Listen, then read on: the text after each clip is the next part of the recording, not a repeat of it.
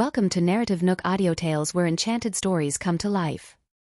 If you enjoy our stories, please subscribe, like and share to support our channel. Enjoy listening. The child who addressed him as Mr. was in actuality his son, and to have gotten to know him as a stranger at first must feel terribly upsetting and regrettable. Words could not describe the love he felt for his son. Elliot sensed that Anastasia was behind him, so he adjusted Jared's covers lightly and got up to leave. Anastasia had been standing there for quite some time. She was dressed quite thinly, so she was starting to feel a little cold. Elliot's large hands warmed up her chilly ones as he pulled her back to bed. The next day, Anastasia received a call from Francis. He called to inform her that Naomi's court proceedings would begin on Tuesday and asked if she had time to attend. Naturally, Anastasia would make the time for it. She wanted to witness Naomi's downfall in person and see if Naomi truly regretted what she did. Tuesday morning, after dropping Jared off at school, Anastasia and Elliot went over to the courthouse. Francis was already there when they arrived, and he seemed to have worked through his emotions as he was a lot calmer this time. At 10 o'clock, Naomi was brought into the courtroom. Her hands and feet were cuffed, and her hair had turned gray in many areas. She looked as if she had aged 10 years. When she saw the people sitting in the stands, she looked over at Francis with pleading eyes and her voice trembled as she called out, "Francis! Francis!" Francis looked at Naomi with nothing but pain. There was no love and no concern at all. Naomi glanced at Anastasia, but she knew that with her here, there was no way that Francis would take pity on her and forgive her. Elliot was also sitting beside Anastasia, and compared to them, Naomi looked like she belonged in a different world entirely. The proceedings started, and Francis' lawyer began to give an explicit account of what happened. Despite the cold and matter-of-fact tone he used to describe the sequence of events, it was still enough to shock and strike fury in the hearts of anyone who heard it. For the sake of money, Naomi was willing to betray her husband and even go so far as to make an attempt on his life. The culprits behind the entire scheme were Erica, Alex, and Naomi. Naomi sat stiffly in her seat as she heard the recount of what she had done. She saw Francis sitting there with his head lowered, and tears of anger and regret began to stream down her face. She recalled how blissful she felt when Francis married her. He worked hard to build his empire, but he would always provide her a princely sum to spend every month. She was free to do whatever she wanted with it, and her daughter, the one she had hidden away all these years, was able to grow up happy and confident as Francis' daughter too. Why did everything turn out this way in the end? Not only did she ruin her own life, but she also ruined her daughter's youth and future. Anastasia remained calm on the outside, but on the inside, she was hoping that her father would not plead clemency for this woman. She wanted Naomi to face the full consequences of her actions. Francis did not do anything, but toward the end of the proceedings, Naomi turned to him and pleaded with a tear-stricken face, "Francis, I know what I did was wrong, and I'm willing to bear the consequences, but please, please forgive Erica. I'm the one who taught her to do everything. She's not a bad person." Francis said nothing. Naomi had received an 18-year sentence. If she managed to stay alive until the end of her sentence, she would be an old woman in her 70s when she was released. When she did not hear a reply from Francis, she screamed in tears, "Erica has treated you like a father for 22 years. She's only 23 years old. My poor daughter." Francis did feel sorry for Erica because she was a child that he had raised, but when he glanced at Anastasia and recalled everything that Naomi and Erica had done to her all these years, he suppressed those feelings. He had no right to forgive them on Anastasia's behalf. Anastasia was the only one who could decide whether Erica could be forgiven. Though it went without saying that Anastasia would not do such a thing, and she would remain unmoved even if Naomi cried until her eyes bled out. She turned to Francis. "Let's go, Dad." Francis nodded and left with Anastasia and Elliot. All of Naomi's hopes were dashed as Erica would soon be sentenced as well. If Francis refused to help, then her daughter would not receive any leniency either. Naomi's crimes made it to the news. She had a short-lived moment of glory as the president of Tillman Constructions, and at the time, she had been incredibly smug about it to the press. Now, that only served to highlight just how far she had fallen. Elliot and Anastasia escorted Francis to his car and watched him leave before they headed over to their car. That night, they had dinner at Pressgrave residence. When their wedding plans came up in conversation, Anastasia said to Harriet, "Grandma, I'd like us to keep a low profile for the wedding. I don't need a grand wedding and I don't want the reporters to report about our ceremony." While it may seem amazing to receive high-profile coverage, it came with a lot of risks. Anastasia did not want their family's lives to be scrutinized. She just wanted to have a quiet and peaceful life. Harriet was happy to accept the suggestion. Her biggest concern was not having the ceremony live up to Anastasia's expectations, but since it was a request from Anastasia herself, she would plan according to her wishes. The wedding was to be held at the start of May on a private island within the country's borders. Around 100 guests were invited. While they did keep a low profile, Elliot still invested a lot of time and money into creating a lavish and romantic ceremony for Anastasia. In the days leading up to the ceremony, Anastasia got busy too. She had a lot of decisions to make, such as choosing her wedding gown and the gown for the banquet at night, as well as other minute details for the ceremony. She poured her heart into preparing everything. As for her guests, apart from friends and relatives from her father's side, Anastasia also invited Felicia and Grace. While she had friends overseas, she was mindful of the great distance and decided against informing them. Spring was afoot and the lovely spring breeze came wafting in through the window. Anastasia began to feel a little drowsy. Jared was in school by now, and she had spent the morning discussing wedding details with the wedding planners. Once they left, she got a thin blanket and decided to take a nap on the couch. All of a sudden, she felt a firm hand closing in around her shoulder, and she stirred awake to see a familiar face staring back at her. She nestled back down into his chest and fell sound asleep. Elliot stroked her long hair and peppered it with kisses as he accompanied her while she napped. When Anastasia woke up from her afternoon nap, she found out that Elliot had brought a female bodyguard back with him. She was Adriana Williams, a 33-year-old woman with impeccable fighting skills and a long list of credentials. In addition to that, she was also a very intelligent and capable woman who could help Anastasia with all manner of issues. She was going to assume the role of Anastasia's personal bodyguard and would be with her at all times. Anastasia took a liking to Adriana thanks to her pair of trustworthy eyes. They made her feel safe. "From now on, you must bring Adriana along with you wherever you go, so that she can keep you safe," Elliot said. Anastasia and Jared were now his weaknesses because they were what he cared about the most.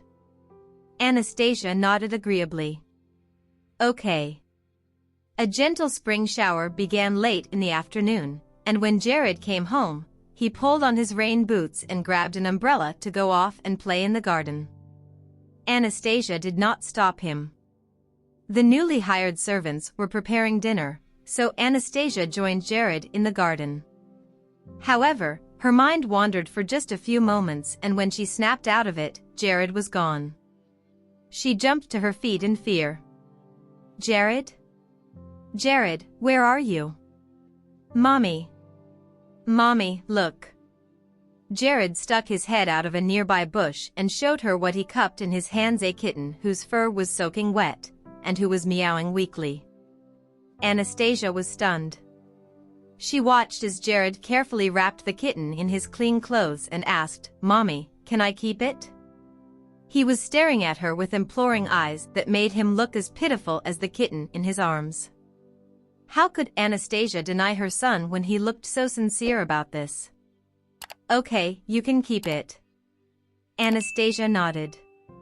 Yay! Jared was overjoyed.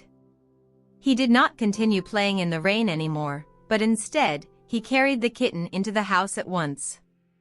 This kitten probably had no idea that it was about to live its best life, as it was soon to become a member of this household. Soon, all the arrangements were made for the kitten to rest comfortably. Anastasia blow-dried the kitten's fur and saw that it was probably a stray cat, as it did not seem like a purebred cat. It looked like an ordinary cat, but it had a large pair of eyes that were quite adorable. Mommy, will Daddy agree to let me keep it? Jared asked tentatively. He thought about how serious and proper his father was, and a man like him might not like having a kitten in the house. It's okay. Mommy will help you ask him too, Anastasia assured Jared. With her help, there would not be any problems. She knew that Jared did not know how Elliot would kill to give him everything in the world. All Jared was asking for was to raise a kitten, so there was no doubt that Elliot would agree. The kitten was very docile. Perhaps it knew that it was incredibly lucky to have met such a kind and cute little owner, so it stayed in Jared's arms quietly and meowed once in a while. Anastasia accompanied Jared down the stairs as they headed into the kitchen to find some food for the kitten. At around 6:30, they heard a car pulling into the driveway. Jared carried the kitten over to the door to wait, and soon, he saw his father walking in. Meow. As if it had sensed Elliot's dominating presence, the little kitten meowed pitifully and struggled in Jared's arms to try and escape. Ah. Kitty, don't be afraid. This is Daddy. He won't throw you out, Jared cried out in alarm, but before he could grab hold of the kitten, it jumped out of his arms and fled out the door. Anastasia came over and saw the kitten running off into the garden. She sighed as she thought about how upset Jared would be now. Elliot walked over to Jared and bent down in front of him. Were you raising that cat who ran out? Daddy, I found the little kitten in the garden today and I wanted to show it to you, but it ran off. Jared's head was bowed in sadness. His eyes turned red and teary. Elliot patted Jared on the shoulder. It's okay. I'll help you find it. Really? I want to come too, Daddy. Jared exclaimed excitedly. It just rained and the garden's covered in puddles now. I'll help you find it, okay? You stay right here and wait, and I'll bring it back to you. Elliot's deep voice was firm. Okay. Thank you, Daddy. Jared nodded happily. Anastasia took one look at the finely dressed man who was about to scurry around the humongous garden looking for a spooked little kitten and assumed that it would be a tall task for him, so she said, I'll come with you. I'll go. You stay with Jared. He declined the offer after glancing at his sweet wife. He took off his suit jacket and walked out in his shirt. Anastasia crouched down to comfort Jared. Jared, we'll do our best to look for the kitten, but if it ran out of the garden, it would be very hard for us to find it. Do you understand that? Jared nodded. Even though it had only been a few short hours, he had grown quite fond of the little kitten. He fervently hoped that his father would find it. Meanwhile, Anastasia was taking pity on her husband. The garden was covered in puddles while the grassy areas had all turned to mud, and Elliot had always been a clean freak. For the sake of his son, he was willing to go out and look for a little kitten even though he would be caked in mud and dirty water. Time slowly crept forward as Elliot searched from the front gardens all the way to the back. His sharp ears picked out the weak meows of the young kitten and he kept following after it, but the kitten seemed to be frightened by him as it kept running away. Don't be afraid. I just want to bring you home to live with my son. All Elliot could do was crouch down and remain motionless as he called out to the kitten who was still darting around in the garden. The little kitten had experienced warmth and love from a human's today, and it yearned for the feeling of being protected and loved. Therefore, it dragged its drenched little body out of the bushes. It was too young, perhaps only recently weaned, and it cried out helplessly as it stared at the towering man in front of it. "Come over here, little guy," Elliot called out as he extended his hand to the kitten. The kitten was wary at first, but eventually, it walked over slowly, taking each step with great care until it finally stood in front of Elliot. Elliot reached out to stroke its tiny head before holding it snugly in his large, warm hands. Elliot had chased the kitten all across the garden. He did not realize that in the process, his socks and shoes were soaked, the bottom of his pants was stained with grass, his shirt was speckled with water droplets, and even his perfectly styled hair was hanging limp thanks to rainwater that dripped off the trees. Yet, at the same time, he was giving off a gentle and loving aura that had a different kind of allure to it. At the entrance hall, "Kitty!" Jared spotted the little kitten in Elliot's arms and gleefully rushed over. Anastasia saw the state that Elliot's clothes were in and she felt bad for him. While Jared reached out to take the kitten, she reached out to brush a few blades of grass off his shirt before saying, "Go up and take a shower first." "Okay." Elliot kissed her on the forehead. "Daddy, can I keep it?" Jared asked at once. "Of course. Let's give it a name then. I'll let you decide on its name." "You can tell us later at dinner," Elliot said. Jared was over the moon.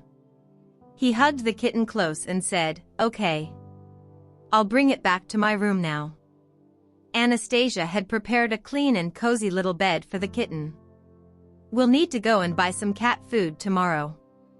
Anastasia chuckled. "I'll get Ray to send some over later." Elliot was even more diligent. Anastasia chuckled once more. It seemed like Elliot was going to spoil Jared way more than her. "Come with me while I take a shower." Elliot grasped her hand and pulled her upstairs.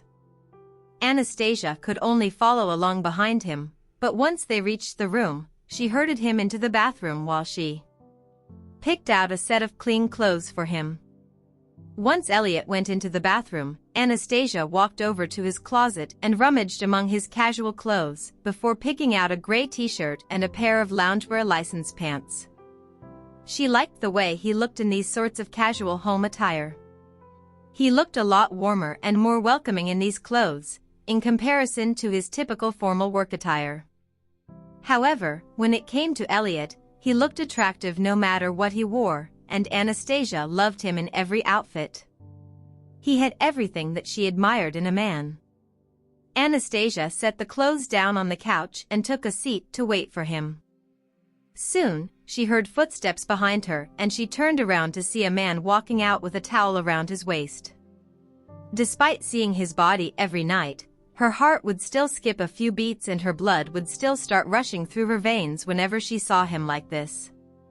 She muttered shyly, "Here are your clothes." Elliot walked over with a sly smile. "I want my sweetheart to help me put them on." Anastasia covered her mouth to muffle her laughter. "No thanks." However, Elliot was persistent. He stood in front of her and said, "Help me, sweetheart." In the end, Anastasia had to look up at his sculpted and statuesque body, and she feasted on it as she helped him get dressed. He was too tall, so when she tried to pull the t-shirt over his neck, she had to get him to bend down. Anastasia slowly and carefully put on each article of clothing, while Elliot's eyes stared greedily at her. His eyes were full of love and affection. It was the way he looked whenever he drowned in his love for her. By the time Anastasia was done helping him get dressed, she was as red as a lobster and could no longer look him in the eyes. Elliot cupped her face with his hands and pressed her down onto the couch as he kissed her.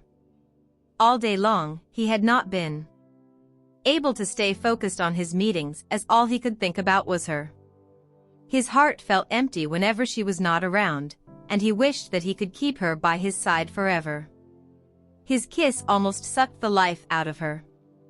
They were on the verge of taking it further when Anastasia finally regained her senses. "It's time for dinner." "Jared's still awake." "Sure. Once Jared's asleep, we'll continue where we left off." She managed to talk him down, so all Elliot could do was stare at her longingly while he tried to calm himself down. Although they had not gotten married yet, it dawned on Anastasia that they were basically living as if they were, and Elliot had already nearly used up all 6 boxes of condoms that he bought last time. These were also the happiest days of Anastasia's life, and her complexion became even rosier than usual. It was true that a woman in love would glow. A short while later, Ray came and dropped off some cat food. From now on, the little cutie was a member of the family, and it may never know how lucky it was to meet its new owner. During dinner, Jared thought of a name that he thought suited the little kitten's appearance. "Let's call it Bella." Anastasia checked and saw that it was a female kitten, so the name seemed apt. The kitten was now Jared's precious little Bella. The next morning, Jared left for school reluctantly, and Anastasia got Adriana to take the kitten to the vet. It would need to be given a thorough bath and checked for fleas and worms, as well as get its vaccine shots. A few hours later, Adriana brought Bella back all clean and groomed. It was not of any particular pedigree, but it was still adorable. Bella sat still on the couch while Anastasia continued picking out wedding options beside it. Soon, Bella crawled onto her lap and curled up for a nap.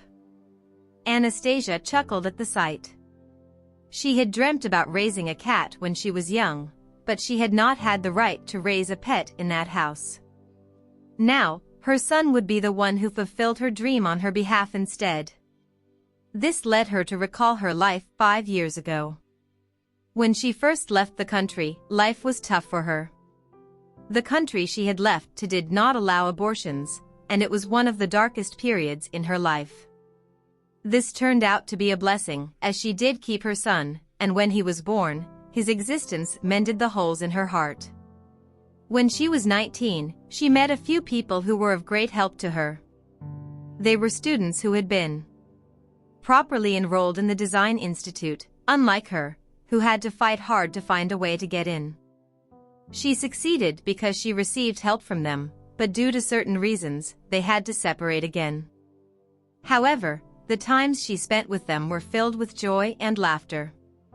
They were a pair of twins, Mason Sullivan, the older brother, and Katrina Sullivan, the younger sister. They spent 3 years together at the Design Institute. Anastasia's mind began to drift off under the warm afternoon sun. All of a sudden, her phone started ringing. It was an unknown number calling, but she answered anyway. "Hello, who is this?" "Who do you think I am, Miss Anastasia Tillman, the designer at Bourgeois?" It was a breezy male voice that spoke with a hint of teasing. A bulb lit up somewhere in the recesses of Anastasia's mind, and she exclaimed, "Mason Sullivan? You're Mason Sullivan, right?" "Yep." "Where do you think I am right now?" "Where are you?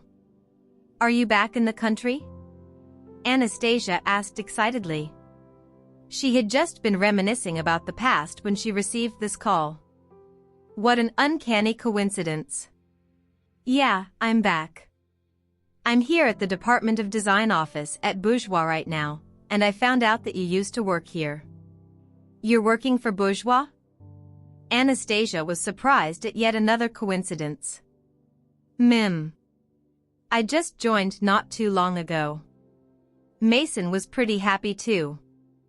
"I've been meaning to look for you, but I couldn't find you at all." "I'm sorry. I've changed my numbers quite a few times and we haven't been in touch for so long." "It's fine. We've reconnected now, haven't we? Are you free to come and meet up with me today?" "Now?" Anastasia asked as she checked the time. "Now works too. It's about time we sat down for a good talk, old friend." "Okay. I'll let you know when I reach Bourgeois." Anastasia decided to meet up with him. Sure. After hanging up the call, a thought occurred to Anastasia and she went upstairs to get 2 spare invitation cards. She wrote down Mason and Katrina's names on them. Since Mason was back in the country, Katrina should be too, so she wanted to invite them both to her wedding. Anastasia headed off with Adriana serving as her driver. Once they reached Pressgrave Group, Anastasia gave Mason a call, and 2 minutes later, she saw a man in a suit rushing out in excitement. It was Mason. 28-year-old Mason was a lively young man who exuded an aura of someone who would accomplish great things in the future. Anastasia wondered what his position was in Bourgeois. Could it be the head of design position that Felicia mentioned? That was an even higher rank over Felicia. Anastasia got out of the car and Adriana immediately came to stand beside her. Mason's breath caught in his throat as he watched Anastasia approaching him. Clearly, the Anastasia he remembered was the young woman he met at the Design Institute, the one in the bleakest period of her life. She was entirely different from this elegant and refined woman who was flashing him a brilliant smile. Anastasia, you've changed so much. I could hardly recognize you. Mason could not take his eyes off her. Thank you. A lot has happened in the 3 years we've lost touch. Come, let's grab a bite to eat. My treat. Okay, let's go. Mason noticed Adriana and asked with a smile, is this your friend? Anastasia nodded. Yeah, she's my friend. This is Adriana. Nice to meet you, Mason greeted her politely. However, Adriana simply responded with a curt nod. Mason felt a little awkward, and he thought that this friend of hers was a little cold. Anastasia nudged Adriana. Adriana, I'm going to get something to eat with my friend. You'll be all right by yourself for a little bit, yeah? Miss Tillman, this. It's fine, Anastasia assured her. However, Adriana simply said, I'll go with you, but I'll keep out of your way. Mason caught their conversation and could tell that Adriana behaved more like a bodyguard or an assistant. Okay. Anastasia did not stop her from joining them. The 3 of them headed to a nearby restaurant. Adriana took her orders from Elliot as well, and now that Anastasia was having a meal with another guy, she informed him at once. Right at that moment, in the middle of a solemn meeting at Pressgrave Group, Elliot's phone vibrated with a new message notification. He was listening to one of his employees give a presentation, but after glancing at his phone, he picked it up immediately. President Pressgrave, Miss Tillman came to Pressgrave Group to meet with a male friend. This message was followed by a picture of Anastasia walking with a man. Elliot's eyes narrowed. There was nothing out of the ordinary about the 2 people in the picture, but his heart felt a pang nonetheless. Why did his sweetheart come to Pressgrave Group but not look for him? Why did she come to meet some other guy instead? Why were they having a meal together? Elliot grew more and more frantic with each thought. Do you know who he is? Elliot typed back. His name is Mason Sullivan, a new hire at Bourgeois. Elliot waved Ray over. Look into this person's identity and background. Throughout the meeting, Elliot could not focus at all. He kept staring at the picture on his phone, and soon, Ray passed an iPad over to him with a resume on display. Elliot studied it carefully, and once he saw where Mason had graduated from, he realized that this must be one of Anastasia's friends from the Design Institute overseas since their tenure of study overlapped. Mason Sullivan, head of design at Bourgeois. Elliot gave a small sigh. He knew very little about the 5 years Anastasia spent overseas. All he knew was that it was the hardest period of her life. She was pregnant and alone in a foreign country. Anyone who helped her back then was equivalent to her savior.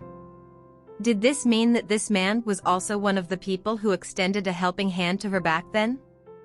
If that were the case, there would be no way for Elliot to get involved in their relationship. He did not want Anastasia to be mad at him. At the restaurant. After taking a seat, Mason stared at Anastasia and commented wistfully, "It's great that you no longer have it so hard anymore. Thank you for all your help back then. You helped me survive the darkest period of my life," Anastasia declared gratefully. "Is your younger sister, Katrina, back as well?" "Yeah, she's back home and currently working as a model. She does have the talent for it. I'm sure she'll do well as a model," Anastasia said with a smile. Katrina was a very pretty girl. She has always been drawn to the spotlight, which is the total opposite of me. She used to be rather childish and would have said a lot of hurtful things in the past. I hope you didn't take it to heart. Why would I? Anastasia smiled. It was all in the past. Katrina knew that Mason wanted to date her, so Katrina put a stop to it and even hurled insults at her while she was pregnant. Even so, Mason ignored his sister's protests and continued to take very good care of her.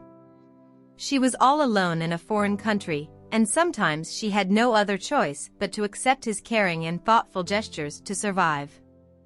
There was once when Jared had a high fever, and it was Mason who accompanied her through it all.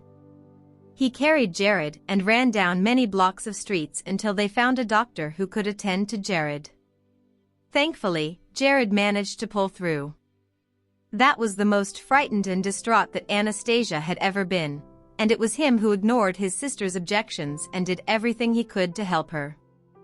Therefore, no matter how Katrina treated her, Anastasia would not take it to heart. "Anastasia, where's Jared? I haven't seen him in so long," Mason exclaimed. "He's in class right now.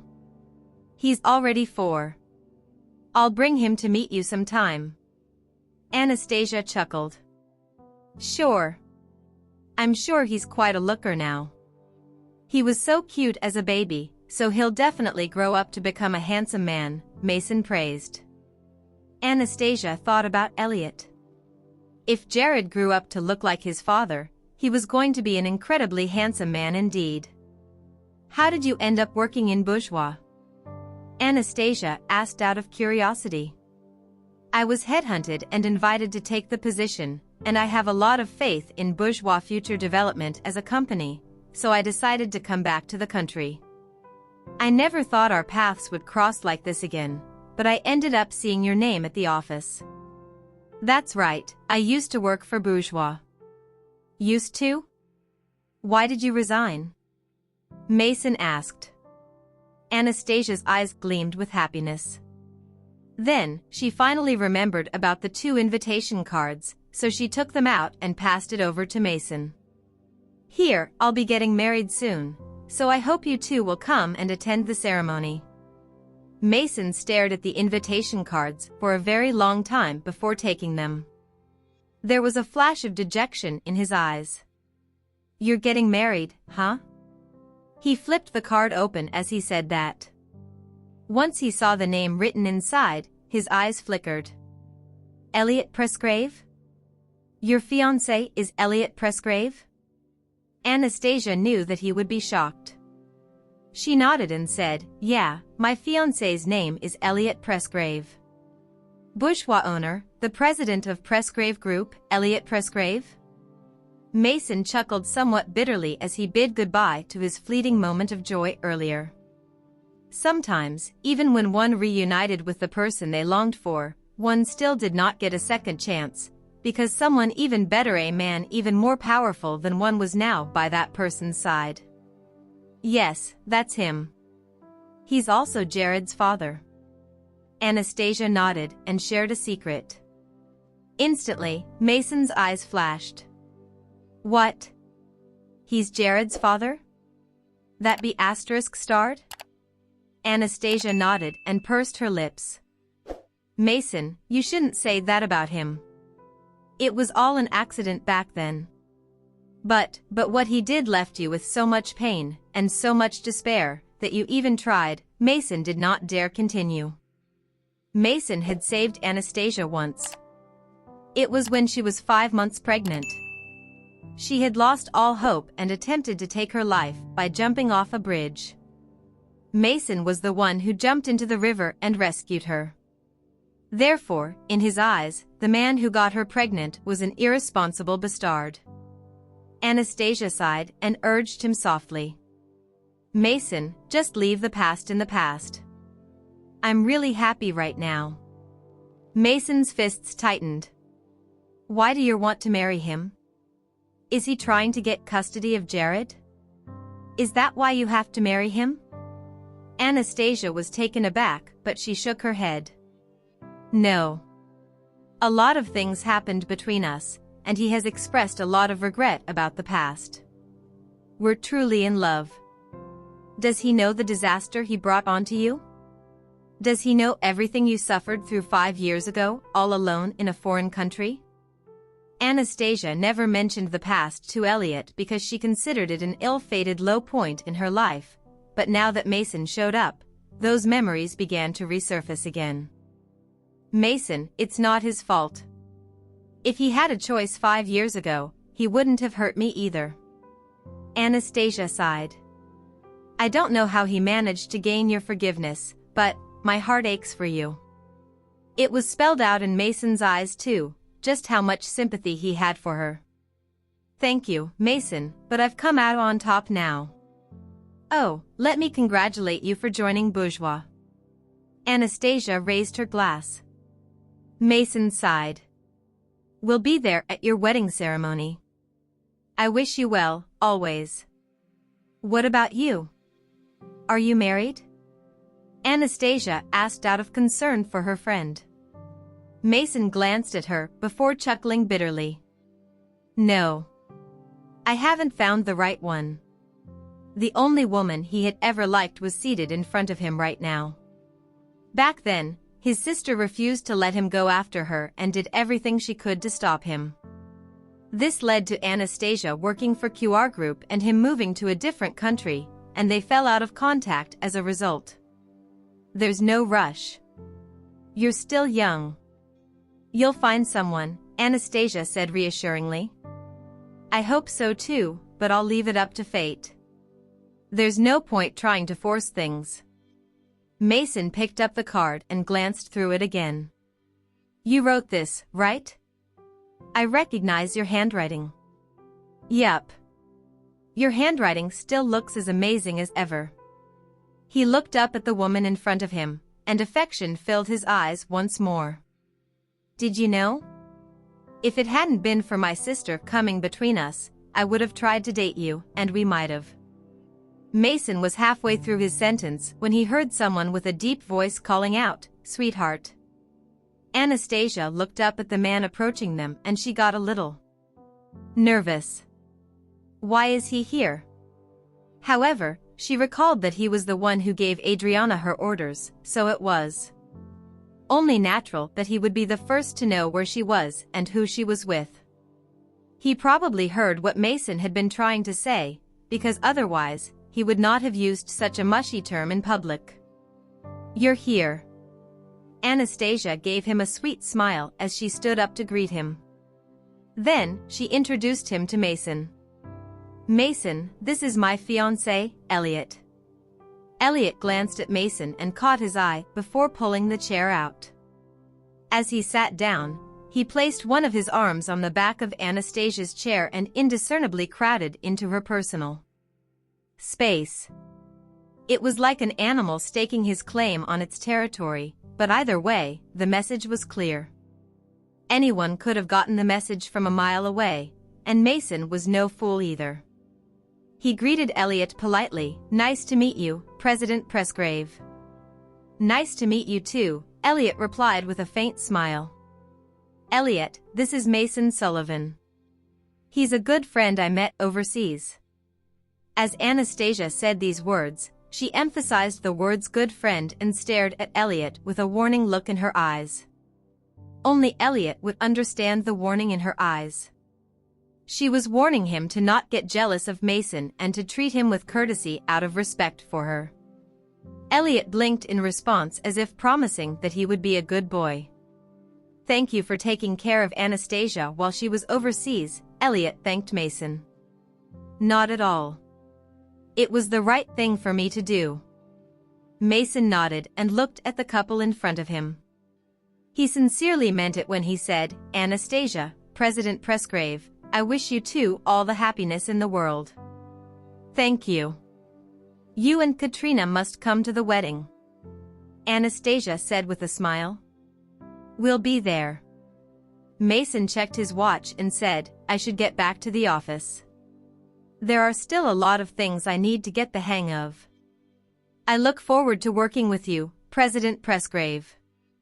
Likewise, Elliot replied with a nod. There was nothing else for Mason to say, so he got up and left. As soon as he was gone, Anastasia turned to Elliot. You're not allowed to think of Mason as your enemy.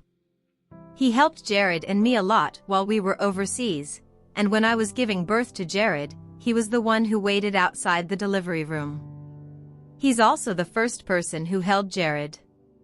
Elliot's heart clenched tightly, and he nodded solemnly. Okay. I will take good care of him at the company. Mim. Anastasia sighed and said, those years I spent overseas were the hardest period of my life, so anyone who walked with me through those years and cared for me will always be someone that Jared and I owe a lot to. I'm sorry, it's my fault. I should have found you 5 years ago. Elliot blamed himself for everything. 5 years ago, he did go back to try and find the woman, but the employees at the Abyss Club were a mess. And he did not try very hard either. He ended up getting tied up with the company's affairs and had to run around the globe for over a year before finally coming back. It was in that year that he realized he could not forget the woman from that night, so he decided to search for her once more. He decided to use the watch to find her. As long as a woman showed up with that watch in hand, he would know that it was her. However, he never would have expected that Anastasia would have thrown the watch away that night, and it would end up in another woman's hands. Forget it. Let's not talk about the past anymore. We should look toward the future, Anastasia consoled him before resting her head against his shoulder. The three of us have reunited now, and we won't be apart ever again. Elliot clasped her hand tightly and promised, we'll always be together, forever. He took her out to lunch, and in the afternoon, he accompanied her to a nearby shopping mall to take their mind off things. Back at Bourgeois, Mason returned to the office and gave his sister a call to inform her about the wedding ceremony. What? Anastasia's future husband is the president of Presgrave Group, Elliot Presgrave? You must be kidding. Katrina exclaimed in disbelief. Why would I kid about something like this? I even met him just now. So what you're saying is, the child Anastasia gave birth to back then is his as well? Yes, he's the father. Wow, Mason, you've hit the jackpot then. If it hadn't been for you, the Presgrave Group's little heir would have drowned with his mother. He wouldn't have been born at all. Did Elliot Presgrave offer to give you a raise? Don't talk like that, Kat. Huh? Why not? Elliot Presgrave is loaded anyway. Shouldn't he repay you in some way? That's enough, Kat. Don't bring this up ever again. I'm just glad that I ran into Anastasia once again and know that she has a good life now. You haven't had a girlfriend all these years because of her, but look at her. The moment she shows up, she throws a bunch of wedding invitations at us. That's so unfair for you. Enough of that. She invited you too, so are you going? I'll go. Of course, I'm going. I want to see Elliot Presgrave in person. I heard that he's an incredibly handsome man, Katrina commented. Fine. We'll talk later. Mason ended the call and his thoughts began to drift again. It was 6 years ago when he first saw a girl sitting in a park with her luggage in tow. Winter was nearly upon them, but she dressed in so very little that it made others take pity on her. He saw the stickers on her luggage and decided to talk to her. When she looked up at him, her clear and breathtaking eyes were full of caution. She asked him for directions to the Design Institute, and he just so happened to be a student there, so he was happy to oblige. She kept thanking him for it. Mason then helped her find a place to stay, and when he asked for more information, he finally realized that she was not enrolled in the Design Institute, but just someone who came because she was determined to study design. He had to break the news to her that the Design Institute never accepted students who did not enroll the traditional way. However, she looked at him with a pair of steadfast eyes and said she had no other option now. She had to get into the Design Institute. She had heard about a genius designer who had been admitted into the Design Institute on special consideration, and she believed that she could too. Mason was moved by her determination.